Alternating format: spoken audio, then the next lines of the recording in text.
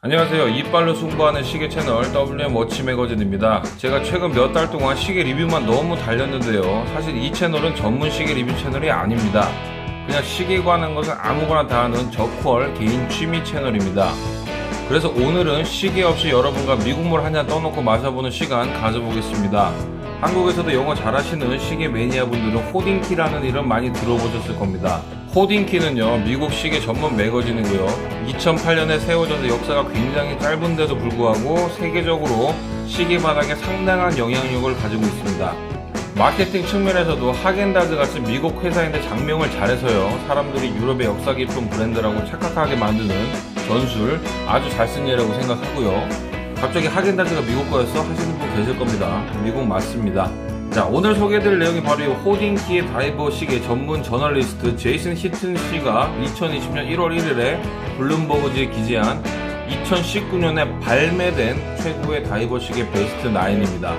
이분 다이버 시계만 파시는 다이버 덕후시고요. 뉴욕타임즈와도 자주 노시는 다이버 시계 유명 저널리스트입니다. 이번 영상은 2019년에 발매된 다이버 워치 기준으로 이분이 베스트 9의 시계를 아주 본인 주관적으로 선정하신 것을 제가 이분이 한 말은 별로 귀담아 듣지 않고 제 의식의 흐름에 따라 소개하는 그런 영상입니다. 2019년 탑9 다이버 시계 출발합니다.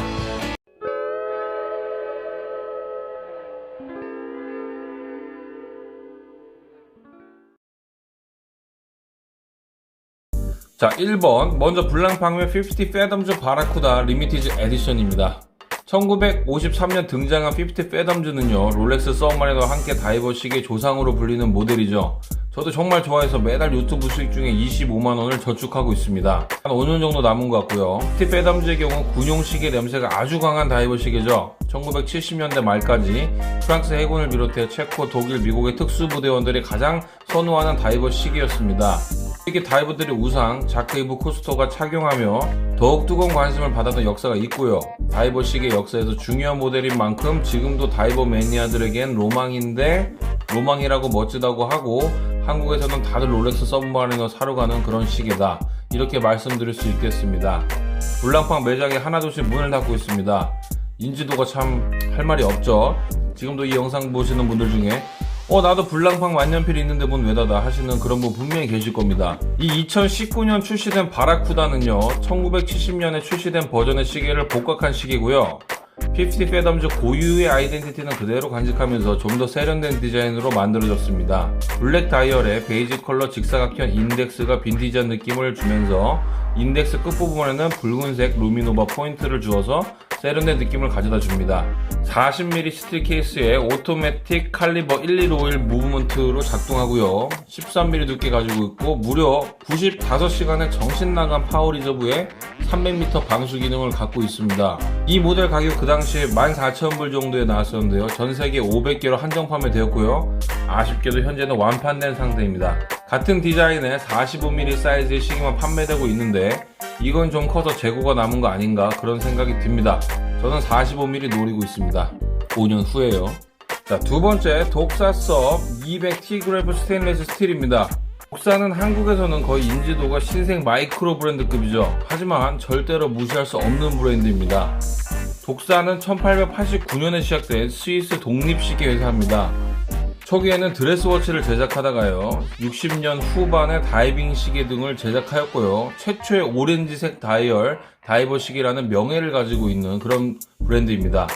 현재 주력도 다이버 시계고요. 세이코, 블로바, 인빅타 같은 박리담의 거대 기업들에게 매년 여름 아주 짭짤한 매출을 안겨주는 오렌지 다이얼 시리즈가 다 이 독사가 원조라고 생각하시면 되겠습니다. 2019년 발매된 섭 200 T그래프는 예전 독사 시계를 복각한 건데요. 300개 한정으로 바젤에서 발표되었습니다. 케이스 크기 42mm고요. 200m 방수 기능에 비해서 두께가 얇지는 않은데요. 크로노 기능 탑재로 인해서 두께는 15mm입니다. 볼록 튀어나온 글라스는 이 시계를 굉장히 빈티지하게 보이게 합니다. 이 시계에도 다이버 시계임에도 벨주 7734 수동 무브를 탑재하고 있는데 아마 오리지널 T 그래프도 수동 무브를 탑재하고 있어서 그런 것 같고요. 다이버의 핸드 와인드 무브를 장착하는 시계는 많이 없습니다. 이건 특이하죠. 다이얼 색상과 수동 무브 빼고는 평범한 이 시계에서 특이하다고 또 볼 수 있는 부분은요, Beads of Rice라는 독사 특유의 브레이슬릿입니다. 이 브레이슬릿 보면요, 쌀알이 연결되어 있는 것 같은 형태를 취하고 있는데, 제가 옛날에 스피나코 할 때 말씀드린 적이 있죠. 이게 사실 독사의 아이덴티티라고 볼 수 있는 부분입니다. 이 시계 가격은 아주 독사스럽습니다. 무려 4,900달러입니다. 독사 시계 리뷰 정말 하고 싶은데 가격이 대부분 독사스러워서 제가 고민하고 있습니다. 이 독사를 보유하고 계신 구독자분 연락 부탁드리겠습니다. 세 번째, 오리스 에커스 GMT 데이트입니다. 오리스의 대표적인 두 가지 라인 꼽자면요, 다이버 65와 에커스 라인을 꼽을 수 있는데요. 저는 그냥 한국식으로 에커스라고 하겠습니다. 65 라인이 빈티지한 스타일의 다이버 시계라면 에커스의 경우 세련되고 현대적인 감각을 가진 다이버 시계를 보여주는 라인입니다. 에커스 GMT 데이트의 경우 베젤 보면요, 다이버 시계에서 볼 수 있는 60분 마킹이 아니고 GMT라서 24시간 마킹이 되어 있죠. 잠수로 대서양 태평양 건너실 분들에게 필수 아이템입니다. 그 이외의 스펙은 기존 에커스 라인과 동일한 43.5mm 300m 방수 기능 스펙을 가지고 있습니다. GMT 기능 때문에 셀리타 200-1이 아닌 셀리타 330을 사용해서 42시간 리저브를 가지고 있고요. 딥블루 계열의 다이얼 바탕에 대비된 노란색 GMT 초침이 포인트를 주는 디자인 시계입니다. 이쁘죠? 뭐 아시겠지만 오리스의 시계들은 항상 무브 부분에 있어서 아쉬운 평을 받지만 태그 호이어가 무브 상태가 상대적으로 더 심해서 오리스에게 방패가 되어주고 있고요.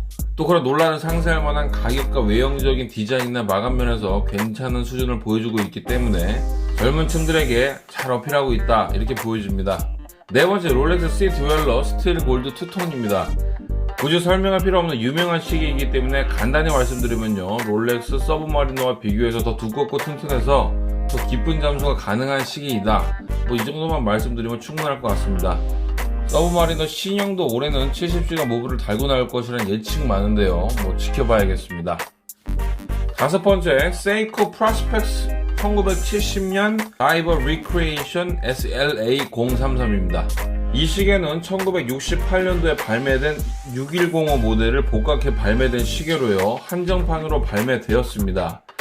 거의 뭐 오리지널과 차이점이 없을 정도로 디자인 자체가 동일하게 나왔는데요, 무브먼트의 경우 기존 칼리버 6105B에서 그랜드 세이코에 쓰이는 무브인 8L35 무브를 탑재했고요, 150m 방수 기능에서 200m 방수로 업그레이드 되었습니다. 독특한 케이스 모양으로 터틀이라는 애칭을 지니고 있는데 세이코가 자랑하는 자라치 연마 기술을 보여준 모델이라는 점에서 매니아들을 열광시키고 있죠.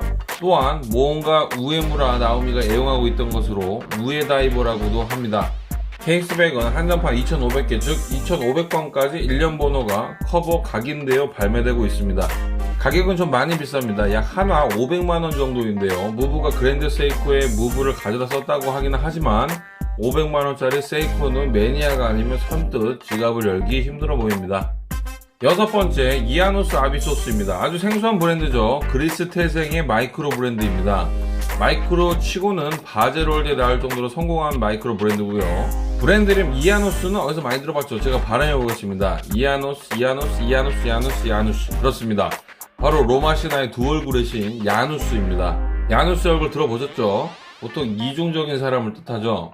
그리스 태생 브랜드인데 로마 신화 신 이름을 딴, 저는 좀 이해하기 힘든 그런 브랜드입니다. 아워마크나 서브다이얼, 스트랩 등에서 타 다이버에서 찾아볼 수 없는 아비소스만의 개성이 보이는 시계인데요, 전체적인 컨셉은 옛날 그리스의 잠수부들이 사용하던 방식에서 영감을 받아 제작하였다고 합니다. 간단한 스펙 말씀드리면요, 44mm의 사이즈에서 에타 7001 무브를 활용해서 42시간의 리저브와 300m 방수 기능을 가지고 있는 시계입니다. 특히나 6시 서브 다이얼과 뒤에 케이스백은 이 시계만이 보여주는 아이덴티티를 가지고 있는데 뭔가 특이하면서도 나쁘지 않죠. 시계 자체가 굉장히 단단해 보이는 그런 느낌 가져다 줍니다. 이 시계도 위에 독사같이 다이버인데 핸드 와인딩 무브먼트입니다. 뭐 이거 차고 진짜 잠수한 사람은 없겠지 라고 대놓고 말하고 있는 거죠. 다음은 한국에서도 꽤 유명한 라도의 캡틴 쿡입니다. 사실 이 모델의 경우 기존에 있었던 모델에서 사이즈가 변경되어서 출시되었는데요, 기존 버전 45mm, 37mm의 중간 사이즈인 42mm를 2019년 발표하였고요, 건판, 녹판, 청판이 있습니다. 라도의 브랜드 이미지는 조금 올드하지 않나라고 생각하시는 분들이 계실 수도 있는데요. 이 모델 캡틴 쿡의 경우 전혀 올드하지가 않습니다. 케이스는 전체 폴리싱된 형태고요. 베젤이 조금 특이한데 세라믹 소재를 사용하였고 살짝 시계 안쪽으로 기울어져 있는 모습 볼 수 있습니다. 때문에 도명 사파이어 글라스가 더욱더 도드라지게 튀어나온 모습 보여주죠. 다이얼은 다이버에 잘 쓰지 않는 썬레이 썼고요. 12시 부분에 라도 로고와 함께 다수로 장식되어 있는 거 볼 수 있습니다. 두께 12mm로 상당히 얇고요. 200m 방수 가지고 있고요. 솔리드백 형태고 해마가 양각으로 장식되어 있습니다.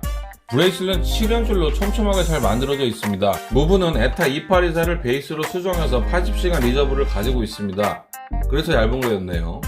캡틴 쿡 같은 경우에는 다이버 시계를 가지고 싶은데 남들과 다른 거를 가지고 싶다 하시는 분들 중에서 빈티지스러운 시계나 레트로한 느낌을 원하시는 분들에게 취향적인 게 될 수 있는 시계다 이렇게 생각합니다.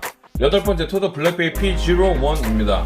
개인적으로 이 시계를 뽑은 건 솔직히 전혀 이해가 안 되는데요. 칼럼을 포스팅한 저자도요, 첫 문장에 논란거리를 원하냐 뭐 이렇게 시작했고요. P01뿐만 아니라 2019년에 투더에서 출시된 시계들은요, 롤렉스의 동생 이미지를 벗고 싶은 티가 확 나는 그런 실험적인 디자인의 시계들이었는데 반응은 솔직히 별로였습니다.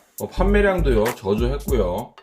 주관적 베스트 9인데 이해해드려야겠습니다. 투더 매장 사장님들 마음 저도 이해합니다. 그 전에 블랙베이 58이나 GMT가 출시돼서 장사 잘 된다고 거액 들여서 매장 오픈했는데 P01 등장하니까 1년 농사가 잘 안 됐죠.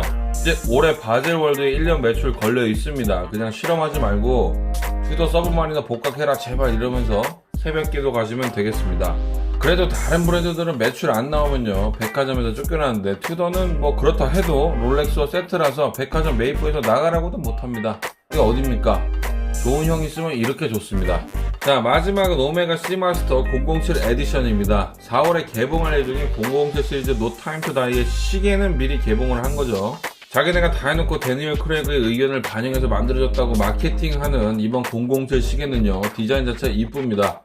무광 알루미늄 다이얼과 티타늄 케이스, 티타늄 메쉬밴드 형태로 출시되었고요. 빈티지스로 인덱스 색상을 보여주고 있습니다. 또한 다이얼과 케이스백이 있는 국방부 마크가 전체적으로 빈티지한 느낌 주는데요. 굉장한 시기가 나왔다는 것에 대해서 이견은 없어 보입니다.